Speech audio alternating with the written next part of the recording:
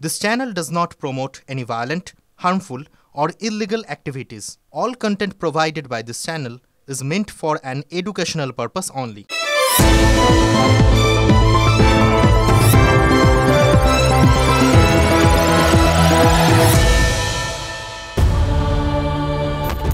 ধুলিয়ান বাজার থেকে যাদের উপর অত্যাচার হয়েছে, বাড়িঘর ভাঙা হয়েছে, তারা এখানে আমাদের এপারে এসে অবস্থিত হয়েছে। ওপার হচ্ছে ধুলিয়ান মুর্শিদাবাদ। সেখানে অত্যাচারের জন্য, প্রাণ বাঁচানোর জন্য তারা এখন চলে আসছে মালদা ডিস্ট্রিক্ট পাল্লালপুর গ্রামে। ভালো ভালো জিনিসকে সোনা দানা দিয়ে নিচ্ছে, পয়সা দিয়ে নিচ্ছে, তারপর আগুন ধরিয়ে দিচ্ছে। আমাদের মেয়েদের আমরা মান সম্মানে বাঁচাতে চাইছি, আপনাদের কাছে আবেদন করছি আপনারা কিছু নয়, পুলিশ প্রশাসন আসছে, মাঝে মধ্যে একটু পালিয়ে যাচ্ছে।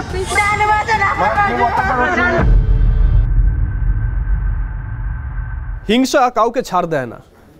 ছাড় পেল না 7 দিনের এক সদ্যজাত। ঠিকই শুনছেন, যার এখন আতুর ঘরে থাকার কথা সে এখন ঘর ছাড়া। প্রাণ বাঁচাতে মা তাকে কোলে নিয়ে পাড়ি দিয়েছে নদী পেরিয়ে অন্য জেলায়। ঠিকই শুনছেন, মালদার বৈষ্ণবনগরে একটি স্কুলে এখন দিন কাটছে মা এবং ওই সদ্যজাতের। বাচ্চাটা জ্বর, ডাক্তার দেখাবে তারও উপায় নেই।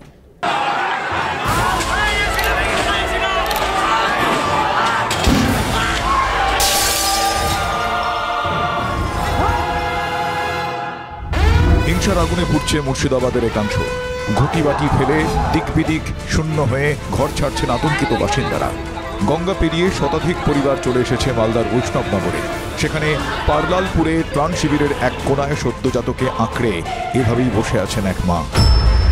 মাত্র 7 দিন বয়স, আর সেই সদ্যজাত শিশুকে নিয়ে তার মাও বেরিয়ে এসেছেন, কারণ প্রাণে বাঁচতে চাইছেন, নিজের জন্য, নিজের সন্তানের জন্য।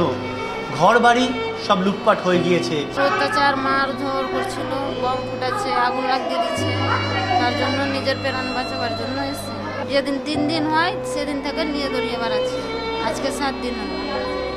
শিশুটির খাবার দাবার কিভাবে, মানে কিছুই তো হচ্ছে না। কিছুই আনেনি। এখানে এসে এখন শরীর খারাপ ছিল, ওষুধ দিয়েছে, দিয়ে ভালো আছে। মানে এই অবস্থা, মানে বাচ্চাটা শরীর খারাপ হয়ে গিয়েছে, জ্বর হয়ে গেছিল। নৌকাতে পার হয়ে হাওয়া লেগেছে, খালি গায়ে এনেছিলাম, কিছু পরনের ছিল না। কথাগুলো শুনে কি গায়ে কাঁটা দিচ্ছে? ভাবতে পারছেন কি ভয়ঙ্কর ঝড় বয়ে চলেছে এদের ওপর দিয়ে? স্বামী থাকেন বিদেশে।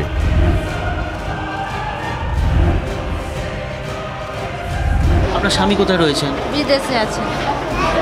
এই যে ঘর ভাঙচুর টাংচুর হয়েছে, স্বামীকে জানিয়েছে? জানিয়েছি। আমি কি বললেন? কি বলবে, ওর উপায় নাই, বলছে কি বাঁচার লেগে যেখানে হয় যাও। বাড়ি থেকে সব জিনিস আনতে পেরেছেন? না, কিছুই আনতে পারি না, নিজের জানটাই আনতে পেরেছি। সব পুড়িয়ে দিয়েছে। সব জ্বালিয়ে দিয়েছে? জ্বালিয়ে দিয়েছে, দিয়ে ওই বলছে সব কিছু দে, যা থাকছে সোনা দানা নিয়ে নিচ্ছে, আর গ্যাস চালু করে পুড়িয়ে দিচ্ছে সব। এই সন্তানকে আগলে তার লড়াইটা দুঃসাধ্য, কষ্টকর। সব হারিয়ে আজ নিজ ভূমেই গৃহহীন এই পরিবার। বিরোধীরা তো সে কথাই বলছেন।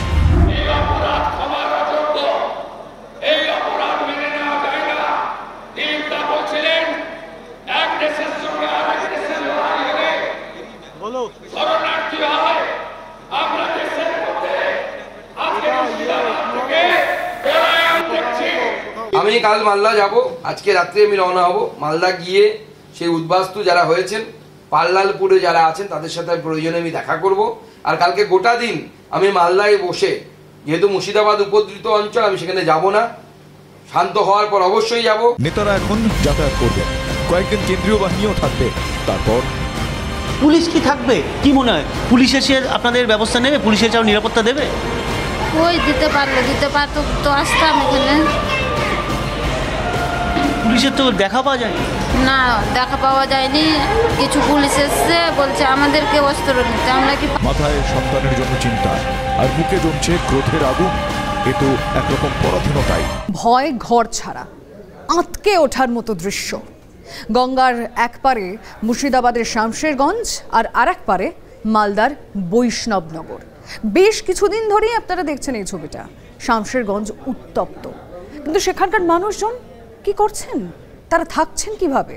না, থাকছেন না। তারা নদী পেরিয়ে পৌঁছে যাচ্ছেন মালদার বৈষ্ণবনগরে। নিজের ঘর বাড়ি ছেড়ে তাদের ঠাঁই হয়েছে এখন বৈষ্ণবনগরে স্কুলের মেঝেতে।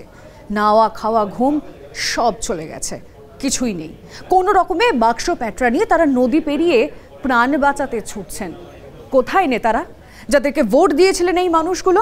পুলিশ প্রশাসন তারা কি করছে?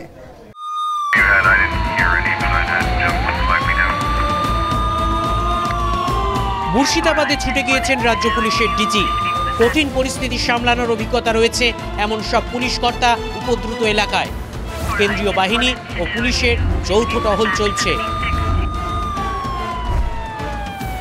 কিন্তু নিরীহ নিরস্ত্র শান্তিকামী মানুষের মন থেকে আতঙ্ক যাচ্ছে না। ভিটে মাটি ছেড়ে তারা চলে যাচ্ছেন অপেক্ষাকৃত নিরাপদ এলাকায়। মুর্শিদাবাদ থেকে গঙ্গা পেরিয়ে শতাধিক পরিবার পৌঁছেছে মালদায়।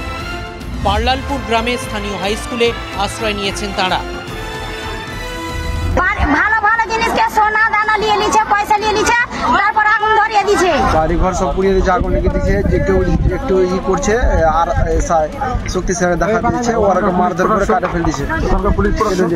পুলিশ প্রশাসন আসছে, মাঝে মধ্যে পালিয়ে এসেছে। কিছু নাই, বাড়ি ঘর থাকার মতন জায়গাও নেই, এমন অবস্থা করেছে। পুলিশ আছে ওখানে, কিছু করতে পারছে না।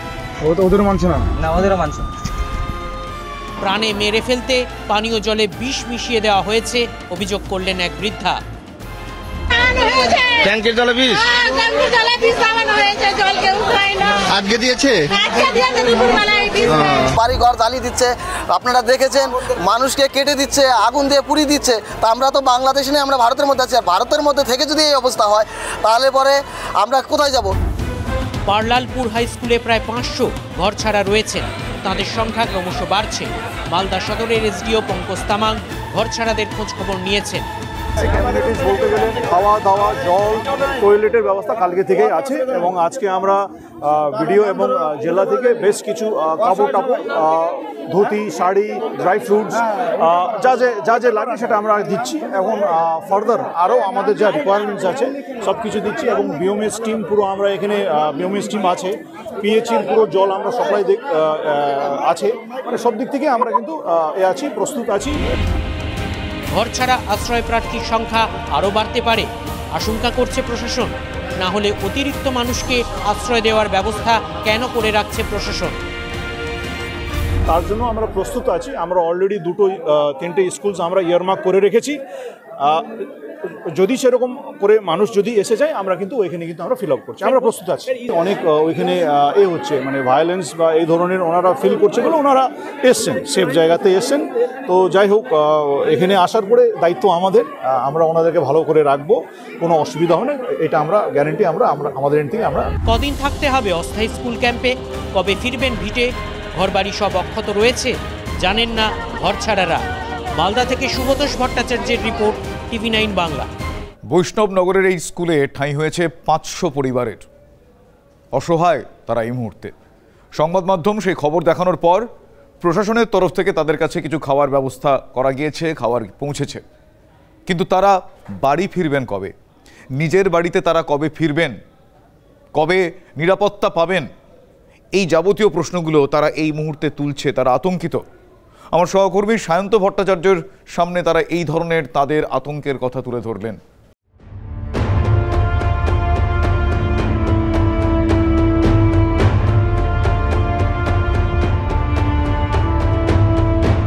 নিজের জমি ছেড়ে অন্য জেলায় এসে ঠাঁই নিতে হচ্ছে শামশেরগঞ্জ ধুলিয়ান এলাকার বাসিন্দাদের। গত শুক্রবার থেকে যে অত্যাচার শুরু হয়েছে এই নিরীহ মানুষদের ওপরে, তাতে তারা আর পেরে উঠতে না পেরে তারা পাড়ালপুর হাই স্কুলে এসে এভাবেই ঠাঁই নিচ্ছেন। কিন্তু এরপর কি? কেন্দ্র বাহিনী থাকবে না, পুলিশেরও দেখা মিলবে না, তারপর তারা যাবেন কার কাছে? স্থায়ী ঠিকানা ধুলিয়ান মুর্শিদাবাদ, অস্থায়ী ঠিকানা পার্লালপুর স্কুল বৈষ্ণবনগর মালদা। অস্থায়ী ঠিকানা থেকে স্থায়ী ঠিকানায় কি ফেরা হবে? ঘর জ্বলেছে, ঘর লুট হয়েছে, প্রাণটুকুই আছে। গ্রামে ফিরলে সেটাও কি থাকবে? পেটে খিদে আর মনে অনিশ্চয়তা। নিরুপায় হয়ে আমরা এখানে এসেছি। যেখানে পুলিশের দরকার ওখানে পুলিশ নেই, যেখানে পুলিশের দরকার নেই ওখানে পুলিশ আছে। কতদিন থাকতে পারবে? কতদিন থাকবো ওটা তো নিজেই বুঝতে পারছি না, কতদিন ধরে এইভাবে আমাদের চলবে। যাওয়ার মতো সাহস হচ্ছে না, যে ওপারে যে যাবো আমি, ওপারে আমার পেশেন্ট আছে ভর্তি, ঠিক আছে, এখন ওখানে আমার দিদির ওখানে আমার জামাইবাবু আছে, কি খাচ্ছে কি করছে না করছে সব আগুন লাগিয়ে দিয়েছে, লুটপাট করে দিয়েছে। তারপরে আমরা পা হাত ধরছি, পা ধরে শুনে না দিয়ে আগুন ধরিয়ে দিয়েছে, দিয়ে আমরা ধরপড় করে বাড়িয়ে তখন ধরে এসেছি এখানে। কিভাবে এখানে মানুষ মানে রীতিমতো কাঁদছেন, তাদের চোখে জল, কারণ তারা নিজেদের বাড়ি নিজেদের ভিটে হারিয়ে নিজেদের ভিটে যেভাবে কেড়ে তারা নিজের চোখে দেখেছেন কিভাবে কেড়ে নেওয়া হয়েছে। পুড়িয়ে দিয়েছে তো অনেকটা বাড়ি, 200 বাড়ি পুড়িয়ে গেছে। 500 পরিবারের ঠাঁই হয়েছে স্কুলে। যত সময় যাচ্ছে সংখ্যাটা তত বাড়ছে। রবিবার বিকেলে বিজেপির 5 বিধায়কের একটি প্রতিনিধি দল স্কুলে যায়। আক্রান্তদের সঙ্গে দেখা করেন বিধায়করা। দলে ছিলেন হরিদেবপুরের বিধায়ক জুয়েল মুর্মু, গঙ্গারামপুরের বিধায়ক সত্যেন্দ্রনাথ রায়, গাজলের বিধায়ক চিন্ময় দেব বর্মন। সব চলে গেছে, ঘর বাড়ি চলে গেছে, সমস্ত কিছু চলে গেছে। যে জলটা পান করতে হয় সেটার শুদ্ধ বিষ দিয়েছে। যেখান থেকে মানুষ পালিয়ে আসছিল সেখানে নৌকাতে, নদীতে যে নৌকা ছিল সেটাও বন্ধ করে দিয়েছে। কারা বন্ধ করেছে? পুলিশ প্রশাসন দ্বারাই বন্ধ হয়েছে। কেন্দ্রীয় বাহিনীর সুরক্ষা সরে গেলে কি হবে ভাবলেই শিউরে উঠছেন আক্রান্তরা।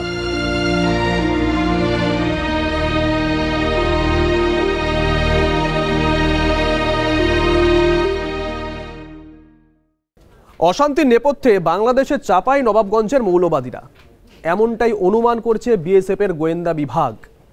ওই 2 জেলার অরক্ষিত অংশ দিয়ে এপার বাংলায় ঢুকেছে দুষ্কৃতীরা, এমনটাই অনুমান। দেখুন, বাংলাদেশে আন্দোলনের নামে যেভাবে তাণ্ডব করা হয়েছে, শপিং মল লুট করা হয়েছে, পুলিশের ওপর হামলা করা হয়েছে, কার্যত একই ছবি দেখা যাচ্ছে আমাদের এই রাজ্যেও। আমাদের কাছে যা খবর তাতে ইতিমধ্যেই রাজ্য পুলিশকে পুরো বিষয়টা জানিয়েছে বিএসএফ।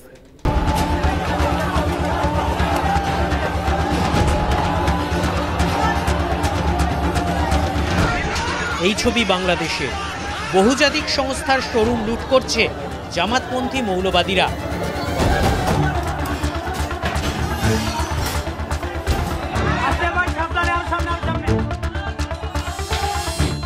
আর এই ছবি মুর্শিদাবাদের। বাংলাদেশ ও ভারত লুটপাটের ধরনে আশ্চর্যজনক মিল। স্থানীয় বাসিন্দা থেকে জনপ্রতিনিধি সকলেরই বক্তব্য এক, হামলাকারীদের একটা অংশ বাইরে থেকে এসেছে। এগুলো বাইরে থেকেও আসছে, গ্রামগঞ্জ থেকে দূর দূর থেকে আসছে, মানে লুটেরাও বলতে পারেন আপনি। শামসারগঞ্জের হবে না বলবো না, কিন্তু শামসারগঞ্জের বাইরেরও লোক মানে আসছে, লুটেরা বলবো আর কি, দুষ্কৃতী। নেতৃত্ববিহীন এবং ব্যানারবিহীন যে কালকে যে মব হয়েছে আর কি, সেটা কি করে হয় আর কি, এদের পিছনে কে মাথা আছে সেটাকে ফাইন্ড আউট করুন আর কি, আপনারা বের করুন। আমরা যেটা দেখছি যে বিশৃঙ্খলা যারা তৈরি করছে তারা বিভিন্ন এলাকার লোক আছে, রাজ্যের বাইরেরও আছে, বিভিন্ন এলাকার লোক আছে। বিভিন্ন এলাকা থেকে যারা দুষ্কৃতী তারা সেই ভিড়ের মধ্যে ঢুকে এই অশান্তিগুলো তৈরি করছে। এই যে টিনেজদেরকে এগিয়ে দেওয়া আর কি, তাদের কোনো রকম কোনো নেতা নেই, তাদের কোনো উদ্দেশ্য নেই, তাদের কোনো ওয়াকআপ কি জিনিস সেটা তারা জানেও বোঝেও না আর কি। মনে তো হচ্ছে না ধুলিয়ানের কোথাকার আছে, আমরা তো চিনি না, তবে আমরা তো কোনোদিন যাই না ওগুলাতে, আর দেখলাম তো সব মানে কাউকে চিনতে পারছি না। মানে এলাকার কেউ নয়? না, এলাকার আমাদের এলাকার এগুলা কেউ নাই। হ্যাঁ, মনে হচ্ছে উস্কানির মধ্যে ওই সব কাণ্ডগুলো ঘটাচ্ছে, না তো ঘটবে কি করে। কিন্তু ওরা এখানকার স্থানীয়, এখানকার কিছু স্থানীয় আছে, ওরা বাইরে থেকেও আগত আছে, বাইরে থেকে আগত আছে, স্থানীয়রা ওনাদেরকে মানে দিচ্ছে আর কি। কোথা থেকে ঢুকেছে বহিরাগতরা? হামলার ধরন থেকে স্পষ্ট ইঙ্গিত বাংলাদেশের দিকে। বিএসএফ এর গোয়েন্দা রিপোর্ট কি বলছে? বাংলাদেশের চাঁপাই নবাবগঞ্জ মৌলবাদী শক্তির আখড়া। চাঁপাই নবাবগঞ্জের মৌলবাদীরাই কি হিংসা পরিচালনা করছে? মালদা মুর্শিদাবাদের বিস্তীর্ণ সীমান্ত এখনো কাঁটাতারহীন। অরক্ষিত সীমান্তের সুযোগ নিয়ে কি ঢুকেছে হামলাকারীরা? সূত্রের খবর, মৌলবাদীরা অরক্ষিত অংশ দিয়ে ঢুকে বৈঠক করেছে। সন্দেহ, মুর্শিদাবাদে মৌলবাদী সন্ত্রাস পরিচালনা বাইরে থেকে হচ্ছে। সন্দেহ, বাংলাদেশের মৌলবাদীরা সন্ত্রাস পরিচালনা করছে। আশঙ্কা, মুর্শিদাবাদের পর মালদাতেও হামলা হতে পারে। মুর্শিদাবাদে যা হচ্ছে তার সঙ্গে বাংলাদেশে মৌলবাদী সন্ত্রাসের মিল স্পষ্ট।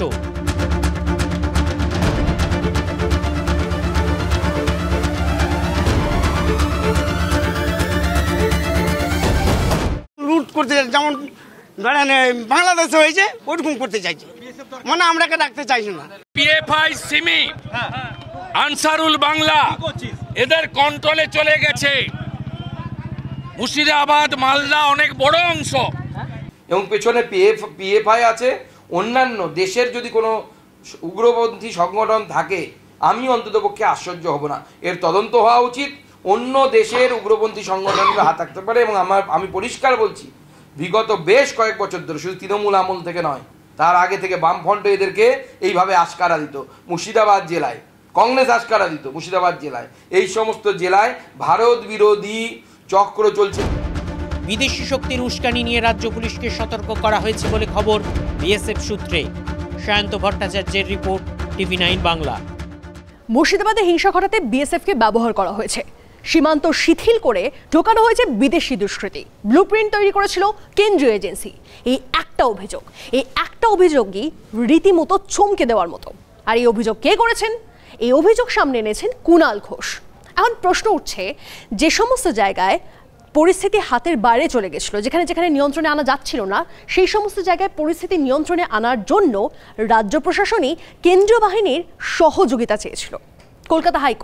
কলকাতা হাইকোর্টের নির্দেশে কেন্দ্রীয় বাহিনী এবং রাজ্যের পুলিশ একত্রিত হয়ে একসঙ্গে যে সমস্ত জায়গায় হাতের বাইরে পরিস্থিতি চলে গেছে সে সমস্ত জায়গায় টহল দিচ্ছে।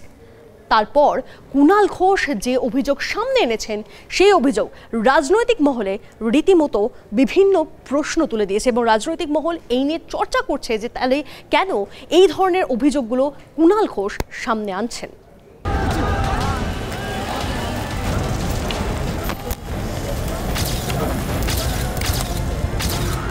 মুর্শিদাবাদে ইচ্ছাকৃতভাবে গুজব ছড়ানো হয়েছে। বলা যায় গুজব ছড়ানোর ইন্ডাস্ট্রি পুরোদস্তুর সক্রিয়। শনিবার একযোগে অভিযোগ করেছিলেন রাজ্য পুলিশের ডিজি এবং এডিজি আইন শৃঙ্খলা। Let us not try to play with emotions and fire. কিছু লোকরা ইভেন যেটা the impression has been given কি একটা যেটা this waqf bill which has been passed ওর নিয়ে এটা হয়ে যাবে ওটা হয়ে যাবে। People have to understand the reality, people have to understand things and then react.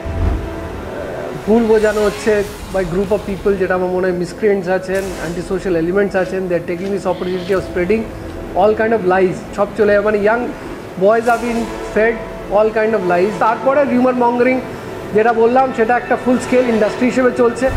রাজ্য পুলিশের দুই শীর্ষকর্তার প্রকাশ্য বক্তব্যে শনিবার তেমন কোনো ইঙ্গিতই ছিল না। ঘটনাস্থলে উপস্থিত তৃণমূলের জনপ্রতিনিধিরাও সেই অভিযোগ করেননি। রবিবার যে অভিযোগ করলেন তৃণমূলের রাজ্য সাধারণ সম্পাদক কুণাল ঘোষ, যে বিএসএফ এর একাংশের সহযোগিতায় সীমান্ত থেকে কিছু আপত্তিকর হামলাকারীকে ঢুকিয়ে বাংলাকে বদনাম করার জন্য, ইস্যু করার জন্য, প্ররোচনা দেওয়ার জন্য এই গন্ডগোল করানো হয়েছে। বহিরাগতরা হামলা করেছে এই সন্দেহকে নতুন বিশ্লেষণে সামনে রাখলেন শাসক দলের রাজ্য সাধারণ সম্পাদক। যে মুখগুলো গন্ডগোল করেছে তাদের মূল পাণ্ডাদের এলাকার মানুষ চিনতে পারছে না। যারা অশান্তি করেছে নিশ্চয়ই পুলিশ তারা তাদের মতো আটকাচ্ছেন, ধরছেন, ব্যবস্থা নিচ্ছেন, কিন্তু যে মাস্টার মাইন্ড যারা বেশি উস্কালো তাদের খুঁজে পাওয়া যাচ্ছে না এবং এলাকার মানুষ চিনতে পারছেন না। তারাই লোক খেপিয়েছে, তারাই আগুন জ্বেলেছে, তারাই গন্ডগোলটাকে তৈরি করে। আমরা শুধু বলছি আপনারা এতে পা দেবেন না। শুধু তাই নয়, কেন্দ্রীয় এজেন্সি অশান্তির ব্লুপ্রিন্ট তৈরি করেছে বলে অভিযোগ করেছেন তৃণমূলের রাজ্য সাধারণ সম্পাদক কুণাল ঘোষ। যদিও তিনি বলেছেন তিনিও অভিযোগ আকারে এটা পেয়েছেন। যে কোন রাজনৈতিক দলের অংশ কেন্দ্রের কোন এজেন্সির সঙ্গে হাত মিলিয়ে বা কেন্দ্রের কোন এজেন্সির পরিচালনায় একটা গোপন ব্লুপ্রিন্টের মাধ্যমে বিএসএফ এর একাংশকে কাজে লাগিয়ে দুষ্কৃতী হামলাবাজ যারা এই ধরনের কাজ করে তাদেরকে বিএসএফ এর একাংশের সহযোগিতায় ঢুকিয়ে গন্ডগোল করিয়ে আবার সরিয়ে দেওয়া হয়েছে। অথচ এই বিএসএফকেই পরিস্থিতি সামলাতে ডাকে রাজ্য প্রশাসন। কলকাতা হাইকোর্টের নির্দেশে যৌথ বাহিনী মুর্শিদাবাদে শান্তি ফেরানোর চেষ্টা করছে। कितना दिन सर यहाँ पर अभी ये डेवलपमेंट रहेगा सर? ये पुलिस डिसाइड करेगी, हम उनकी हेल्प के लिए आए हैं तो, और उन्होंने रिक्वेस्ट की हमसे, तो उन्हीं की रिक्वेस्ट पे आए हैं, तो ये पुलिस ही डिसाइड करेगी कि हम यहाँ कब तक रहेंगे। पुलिस हेल्प कर रहा है? हाँ, पुलिस पूरी हेल्प कर रही है हमारी। শাসক দলের রাজ্য সাধারণ সম্পাদকের এই বক্তব্য কি বিএসএফ এর মনোবলে আঘাত করবে না? তার প্রভাব কি যৌথ বাহিনীর পারস্পরিক শ্রদ্ধা ও বিশ্বাসের উপর পড়বে না? মিথ্যে কথা দেখাক একটা প্রমাণ দিয়ে। আজকে নিজেদের বিধায়ক, আজকে সাংসদ, তৃণমূলের সাংসদ যিনি আছেন মুর্শিদাবাদের, তিনি নিজে এসে বলছেন যে আমি এরকম পরিস্থিতি আশা করিনি, যা হয়েছে অন্যায় হয়েছে। সিদ্দিকুল্লাহ চৌধুরী পর্যন্ত বলেছিলেন কলকাতা শহর পুরো বন্ধ করে দেওয়া হবে। একটা কথা মমতা বন্দ্যোপাধ্যায় বলেনি। তাহলে পরিষ্কার হয়ে যাচ্ছে ভোট ব্যাংকের জন্য, রাজনীতির জন্য উনি চুপ করে আছেন। একটা ভুল ধারণা পোষণ করতে চাইছেন, মানুষের মধ্যে কনফিউশন তৈরি করতে চাইছেন। ওয়াকফ বিল কোনো মুসলমানকে ক্ষতি করার জন্য নয়, সবার জন্য আইন সমান থাকবে। মুম্বাইয়ে 2008-এর জঙ্গি হামলার পরেও কংগ্রেস নেতা দিগ্বিজয় সিং বলেছিলেন তা কংগ্রেসের চক্রান্ত। তা নিয়ে বইও লিখেছিলেন তিনি। সমাজের বহু বিশিষ্ট ব্যক্তিত্ব সেই বই প্রকাশ্যে হাজির ছিলেন। আর দুদিন আগেই মুম্বাই হামলার অন্যতম চক্রান্তকারী পাকিস্তানের প্রাক্তন সেনাকর্তা তাহর রানাকে ভারতের হাতে তুলে দিয়েছে আমেরিকা। মুম্বাই হামলায় পাক যোগসূত্রের আরও প্রমাণ পাক সংবাদ মাধ্যমের রিপোর্টে ফাঁস হয়ে গিয়েছে। দিগ্বিজয়ের 17 বছর পর তৃণমূলের রাজ্য সাধারণ সম্পাদক কুণাল ঘোষ একই রকম স্পর্শকাতর বিষয় নিয়ে চমকে দেওয়ার মতো অভিযোগ তুললেন। Bureau report, TV9 Bangla.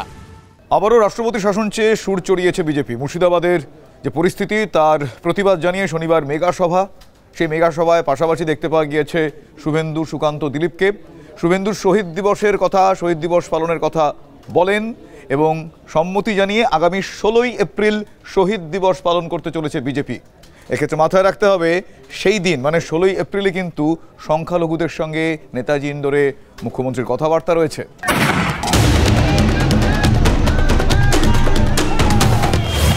ওয়াকফ আইনের প্রতিবাদের নামে তাণ্ডব।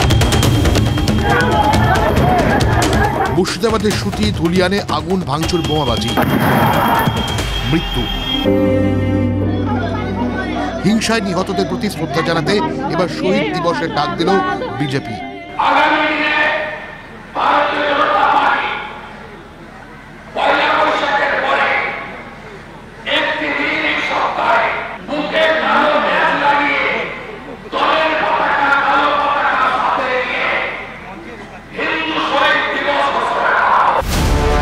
যেদিন নেতাজি ইন্ডোরে ওয়াকফ আইনের বিরোধিতায় সভা ডেকেছেন মুখ্যমন্ত্রী মমতা বন্দ্যোপাধ্যায়, সেদিন শহীদ দিবস পালন করবে বিজেপি।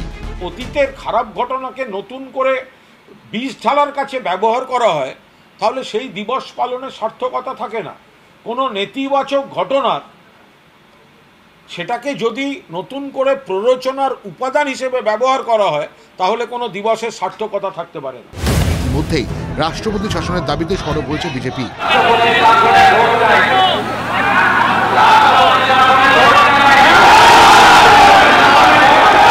একসময় কাশ্মীরে জ্বলতো, আমরা জানি মোদিজি বালতি বালতি জল দিয়ে নিভিয়ে দিয়েছেন, কারো হিম্মত নেই। আজ কাশ্মীর চেয়েও খারাপ অবস্থা পশ্চিমবাংলায়।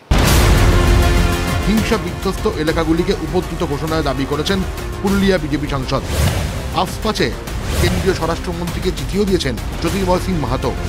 মুর্শিদাবাদ, মালদা, নদিয়া সহ 4 জেলায় আফপা জারির দাবি করেছেন তিনি। মাননীয় গৃহমন্ত্রী অমিত ভাই শাহকে রিকোয়েস্ট করে একটা চিঠিও দিয়েছি। সেই চিঠিতে আমি আর্ম ফোর্স স্পেশাল পাওয়ার অ্যাক্ট 1958 যে তার আধারে 4টা জেলাকে উপদ্রব জেলা হিসেবে ঘোষিত করা এবং সেখানে স্পেশাল ফোর্স নিয়োগ করার আমি অনুরোধ করেছি। তাদের এই দাবি, তাদের এই চিঠি, এই রাজনীতিটা করার জন্যই তো চক্রান্ত করে মুর্শিদাবাদটা করা হচ্ছে। এই পরিস্থিতিতে মুর্শিদাবাদ জেলায় আরও একাধিক জায়গায় 15 এপ্রিল পর্যন্ত ইন্টারনেট পরিষেবা বন্ধ রাখা হয়েছে। প্রদীপ্তকান্তি ঘোষ, জয়পাল ও সুপ্রিয় রিপোর্ট, TV9। দুষ্কৃতী দৌরাত্মে প্রাণ চলে গেল বাবা ছেলের। হিংসার ক্ষত কেমন হতে পারে দাঁড়িয়ে দাঁড়িয়ে দেখল নিহতের ছেলে মেয়ে। কোপানো দেহ আর সঙ্গে প্রিয়জন হারানোর ক্ষত। এই দুয়ের অভিজ্ঞতায় ভয়ে কাঁপছে গোটা শামশেরগঞ্জ। শামশেরগঞ্জের জাফরাবাদ এখনও থমথমে। ঘটনার একদিন কেটে গেছে, কিন্তু গোটা গ্রাম ভয়ে যেন সিটিয়ে রয়েছে। শামশেরগঞ্জের রানীপুরের জাফরাবাদ, অগ্নিগর্ভ মুর্শিদাবাদের এই গ্রামেই প্রাণ গেছে বাবা ছেলের। বাড়ি থেকে টেনে নিয়ে গিয়ে কুপিয়ে খুন করেছে কয়েকশো দুষ্কৃতী। এখনো আতঙ্কে পরিবার, শুনশান গ্রাম। 4 ঘন্টা ধরে আমাদের বোমাবাজি এখানে হয়েছে, হামলা হয়েছে। আমরা বাচ্চা নিয়ে লুকিয়েছিলাম। জালি, তরোয়াল, ফালা, ফারসা, কিছু পিস্তল, এই অবস্থাতে আমরা রক্ষা করতে পারিনি। দরজা কেমন ভাবে ভেঙেছে, ভেঙে সাপ বল দিয়ে ভেঙে, তখন ব্লাস্টে পারেনি, দিয়ে ওখান থেকে গলা ধরে নিয়ে যেয়ে ওখানে কুপিয়েছে। নিহত বাবা ছেলে সিপিএম এর সমর্থক ছিলেন বলে খবর।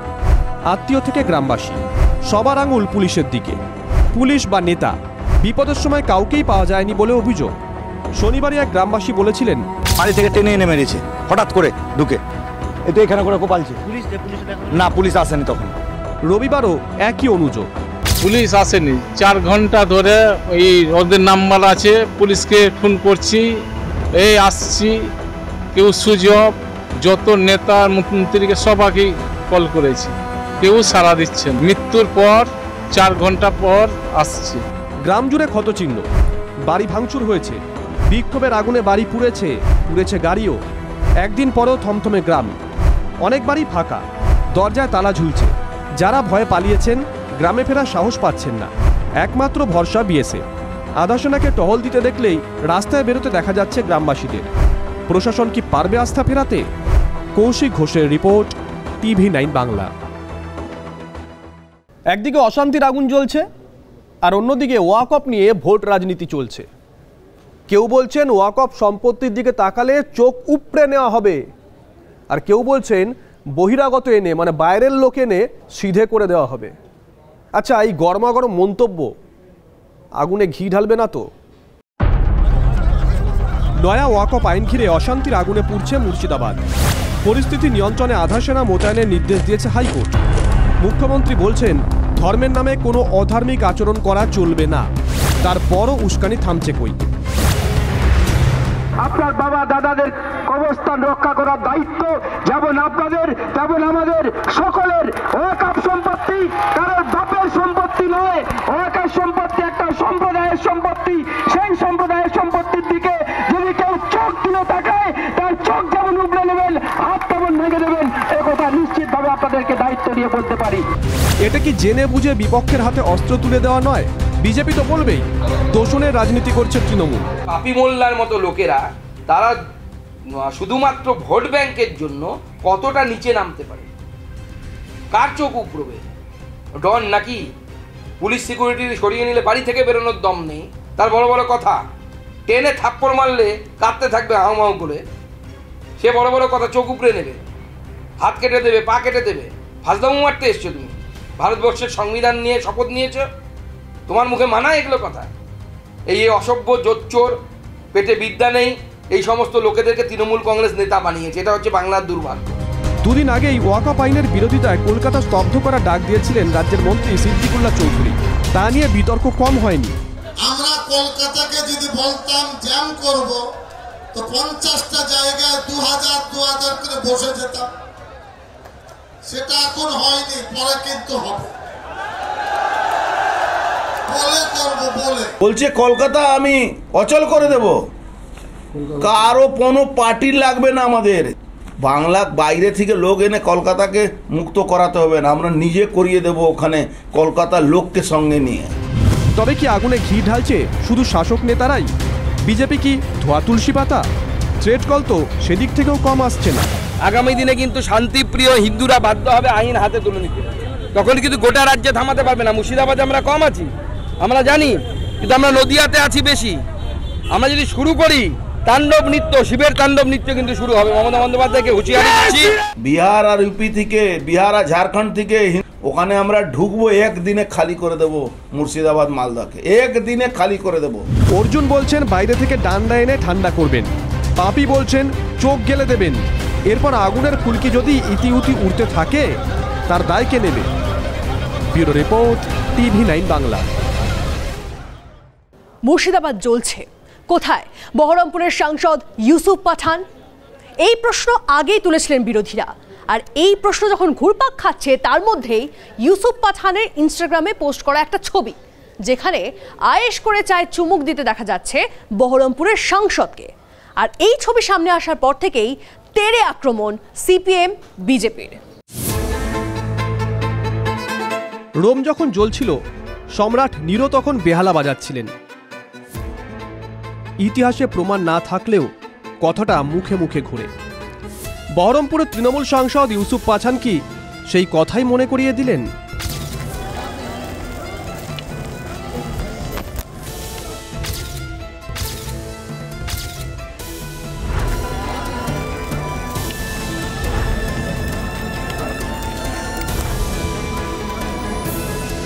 গুজরাটের বাসিন্দা ইউসুফ পাঠানের বহরমপুর সংসদীয় ক্ষেত্রে অনুপস্থিতি নিয়ে বারবার প্রশ্ন তুলেছেন বিরোধীরা।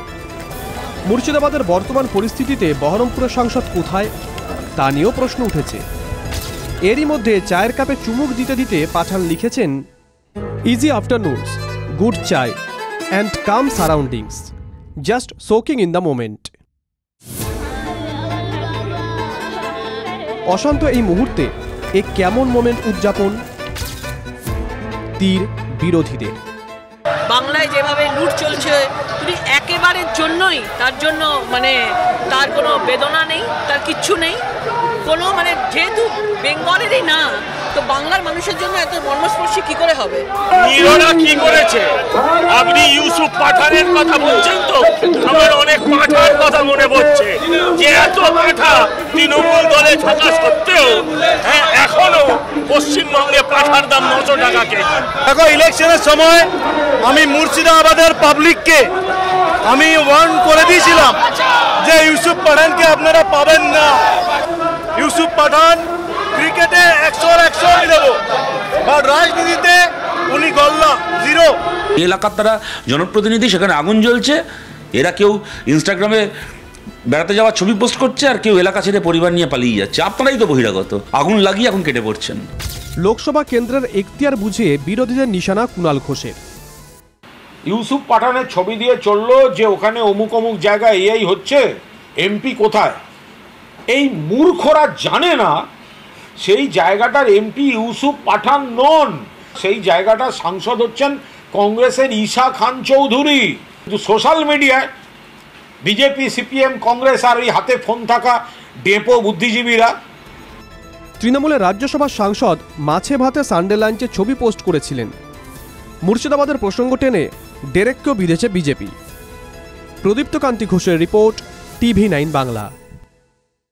এবার চাকরিহারাদের কথা বলবো আপনাদের। এই ওয়াক অফ বিতর্কের জেরে যাদের আন্দোলন একেবারে ধামাচাপা পড়ে যাওয়ার জোগাড় হয়েছে। আমরা আপনাদের সেই ছবি দেখিয়েছিলাম যেখানে এসএসসি ভবনের সামনে 3 চাকরিহারা অনশন করছিলেন, কিন্তু না, 4 দিনের মাথায় তারা তাদের অনশন তুলে নিলেন। স্বাস্থ্যের কথা বলছে ঠিকই, কিন্তু তার সঙ্গে কিন্তু আরও 2টো বিষয় তারা সামনে এনেছেন। এক, পুলিশ প্রশাসন, এবং দ্বিতীয়ত তৃণমূলী গুন্ডা। আচ্ছা, তাহলে ভয় কি মুখ্য কারণ? কিন্তু তারা যদিও বলেছেন তাদের যে সমস্ত দাবিগুলো রয়েছে তা যদি না মানা হয় তবে আবারও তারা অনশনে বসবেন এবং তাদের আন্দোলন এগিয়ে নিয়ে যাবেন। 4 দিনের মাথায় অনশন প্রত্যাহার 3 চাকরিহারা শিক্ষকের। তবে আন্দোলন চলবে হুঁশিয়ারি চাকরিহারাদের। তাদের অভিযোগ, নানা রকমভাবে ভয় দেখাচ্ছে শাসক দল। পুলিশের বিরুদ্ধে অসহযোগিতার অভিযোগ তুলেছেন আন্দোলনকারীরা। এখানে তৃণমূলের গুন্ডা বাহিনী আসছে, ফায়ার টয়লেট বসাতে দিচ্ছে না, এখানে কেউ জল দিতে চাইলে তাকে জল দিতে দেওয়া হচ্ছে না, কোনো রকম সহযোগিতা। এখানে একটা বিছানা চাদর টাঙাচ্ছি, টানাতে পারছি না, বিছানায় পেতে কিছু একটা পেতে বসতে পারছি না, হাসপাতালে যাব, আমার গত রাতে অসুস্থ হয়ে পড়ি, পুলিশ কোনো সহযোগিতা করেনি। সুপ্রিম কোর্টের নির্দেশে 26,000 চাকরি বাতিল হয়েছে। এই প্রেক্ষাপটে চাকরিহারাদের দাবি, দ্রুত যোগ্যদের তালিকা এবং ওএমআর শিটের মিরর ইমেজ প্রকাশ করতে হবে। বুধবার রাত থেকে এসএসসি দপ্তরের সামনে অবস্থানে বসেন চাকরিহারা শিক্ষকদের একাংশ। 4র্থ দিন সেই অনশন প্রত্যাহার করে নিলেন তারা। চাকরিহারাদের সঙ্গে শুক্রবার বিকাশ ভবনে শিক্ষামন্ত্রী ব্রাত্য বসু বৈঠক করেন। শিক্ষামন্ত্রী জানিয়েছেন 21 তারিখের মধ্যে আইনি দিক খতিয়ে দেখে 22 লক্ষ চাকরি প্রার্থীর তালিকা প্রকাশ করা হবে। যদিও শিক্ষামন্ত্রীর সঙ্গে বৈঠকের পরেও আশ্বস্ত নন চাকরিহারারা। অনশন তুলে নিলেও আন্দোলন চলবে বলে হুঙ্কার। 1 তারিখ থেকে আমরা টানা 7 তারিখ পর্যন্ত 1 তারিখ থেকে 7 তারিখ পর্যন্ত ওয়াই চ্যানেলে আমরা রিলে অনশন চালাবো।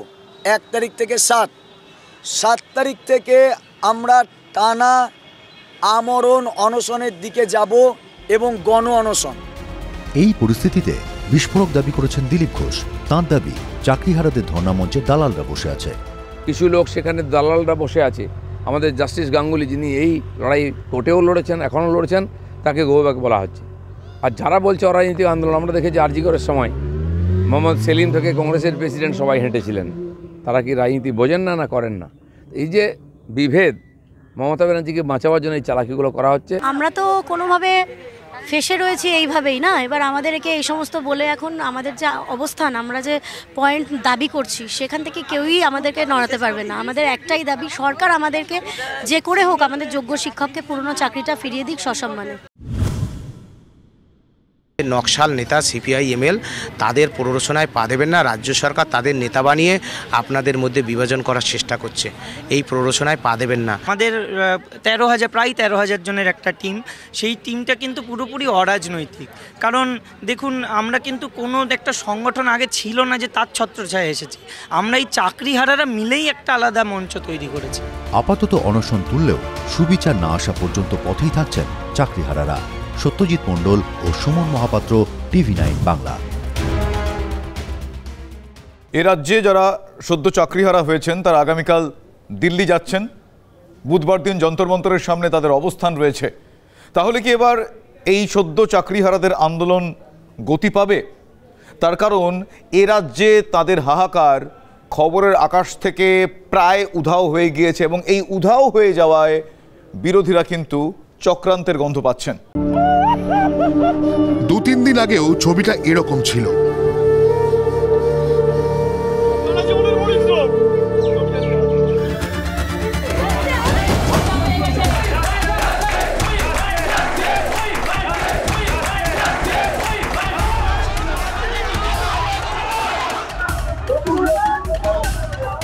ছাব্বিশ হাজারের চাকরি বাতিল আন্দোলন যখন বিক্ষোভের এভারেস্ট চড়ছে, ঠিক তখনই ধস।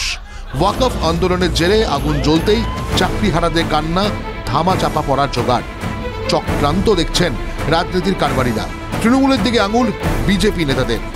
ওয়াকফ বিল লাগু হয়েছে, সারা ভারতবর্ষে কোথাও গন্ড নাই, কেবল পশ্চিমবাংলা ইচ্ছা করে করানো হচ্ছে। এই যত হিংসা হবে তার লাভ হবে। এবং এই যে 26,000 শিক্ষকের চাকরি খাওয়ার যে পাপ করেছেন, ওটাকে চাপা দেওয়ার জন্য হিংসা করে মিডিয়াকে এঙ্গেজ রাখা হচ্ছে।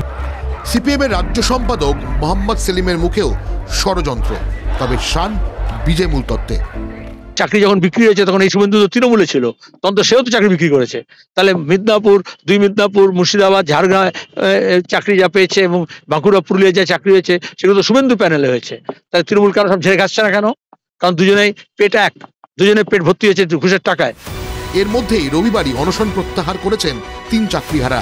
তবে চাকরিহারাদের প্রত্যয় কিছুতেই আন্দোলন ধামাচাপা পড়তে দেবেন না। এবার লক্ষ্য দিল্লি। সোমবার দুপুর 12টায় ওয়াই চ্যানেল থেকে দিল্লির বাস ছাড়বে। চাকরিহারাদের নিয়ে বাসটি কলকাতা থেকে সরাসরি দিল্লি যাবে। বুধবার দিল্লির যন্তর মন্তরে 150 চাকরিহারাকে নিয়ে ধর্ণা। যে যে রাজ্যের উপর দিয়ে তারা যাবে, সেই রাজ্যে অন্তত কোনো কোনো জায়গায় তারা দাঁড়াবেন, তারা তাদের লিফলেট বিলি করবেন এবং এইভাবে তারা যন্তর মন্তর পর্যন্ত পৌঁছাবেন। সেখানে তারা ধর্ণা দেবেন, সেখানে আমাদের বিষয়গুলোকে তুলে ধরবেন। রাজ্যেও একাধিক কর্মসূচি ঘোষণা করেছেন চাকরিহারারা। 22 এপ্রিল শিয়ালদা থেকে রাজভবন অভিযান। রাষ্ট্রপতির হস্তক্ষেপ চেয়ে রাজ্যপালের দ্বারস্থ হবেন চাকরিহারারা। 1 মে থেকে 7 মে পর্যন্ত ওয়াই চ্যানেলের রিলে অনশন। দাবি পূরণ না হলে 7 মে থেকে আমরণ অনশন। এখন আমরা স্কুলে ফিরছি না, আপাতত আমরা স্কুলে ফিরতে চাই সসম্মানে। যেদিন চাকরিতে বহাল থাকবো তখন যে মূল যে অ্যাটেন্ডেন্স রেজিস্টার, সেখানে অনেক টিআইসি বা HM সিগনেচার করতে দিচ্ছেন না, একটা ব্ল্যাঙ্ক শিটে করতে দিচ্ছেন। এই অসম্মানজনক অবস্থাতেও আমরা যেতে চাইছি না। যতই বিক্ষোভের অন্য ঢেউ আসুক, মাটি ছাড়তে নারাজ চাকরিহারারা, যাদের এই মুহূর্তে সত্যি হারানো কিছুই নেই। সুব্রত সুমনের রিপোর্ট, TV9 বাংলা। উত্তর পূর্বাঞ্চল নিয়ে নোংরা ইঙ্গিত করেছে মোহাম্মদ ইউনূস, আর এই সুদখোর শয়তানকে একেবারে সমুচিত জবাব কিন্তু দেওয়া হয়েছে। যে বাণিজ্য চুক্তি তা বাতিল করে দেওয়া হয়েছে ভারতের পক্ষ থেকে। কিন্তু তার পাশাপাশি উত্তর পূর্বাঞ্চলে নিরাপত্তার দিকেও বাড়তি গুরুত্ব দিচ্ছে ভারত। তার কারণ যেটা সিদ্ধান্ত নেওয়া হয়েছে যাতে অরুণাচল প্রদেশ পর্যন্ত সেনাবাহিনীর যেতে কোনো রকম অসুবিধা না হয় সেদিকে নজর রাখতে হবে। তার জন্য কি করা হচ্ছে? তার জন্য একেবারে ফ্রন্টিয়ার হাইওয়ে তৈরি করা হচ্ছে, ফিতে কাটা হবে 2027-এ। অরুণাচলে এলএসি বরাবর তৈরি হচ্ছে নতুন ফ্রন্টিয়ার হাইওয়ে। ১,৫০০ কিলোমিটার রাস্তার জন্য খরচ করা হবে ৪২,০০০ কোটি টাকা, যা কিনা দেশের মধ্যে অন্যতম বড় এবং কঠিন রোড কনস্ট্রাকশন প্রজেক্ট। কাজ শেষ হওয়ার সময়সীমা মার্চ 2027। এই রাস্তা একবার তৈরি হয়ে গেলেই জরুরি ভিত্তিতে অরুণাচলের যে কোনো জায়গায় চীন সীমান্তে সেনা পৌঁছে যাবে চোখের নিমেষে।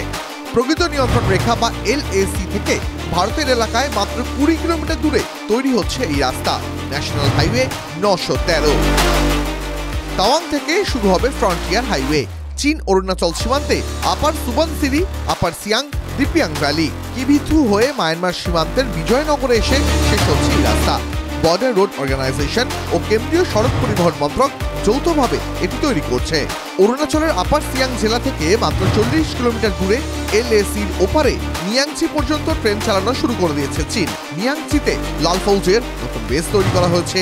নিয়াংচি থেকে লাসা পর্যন্ত রাস্তাও তৈরি। সবটাই হচ্ছে চীনের সেনা যাতে তাড়াতাড়ি এলএসিতে চলে আসতে পারে সে কথা মাথায় রেখে। ফলে ভারত সরকারও পাল্টা প্রস্তুতিতে নজর দিয়েছে। শুধু রাস্তা নয়, চীনা বিপদের কথা ভেবে সেনার জন্য খরচ করতে কসুর করছে না সরকার। সূত্রের খবর, গালওয়ান কাণ্ডের পর থেকে এখনো পর্যন্ত সেনার জন্য জরুরি ভিত্তিতে প্রায় ২০,০০০ কোটি টাকা বরাদ্দ করা হয়েছে। চীন সীমান্তের কথা মাথায় রেখে এই টাকায় অত্যাধুনিক অস্ত্র ছাড়াও কেনা হয়েছে উন্নত প্রযুক্তির নানা যুদ্ধ সরঞ্জাম। প্রতিরক্ষায় আত্মনির্ভর হওয়ার লক্ষ্যে ডিফেন্স পিএসইউগুলোকে এই ২০,০০০ কোটি টাকার মধ্যে একটা বড় অংশের বরাদ্দ দিয়েছে সরকার। Bureau report, TV9 Bangla.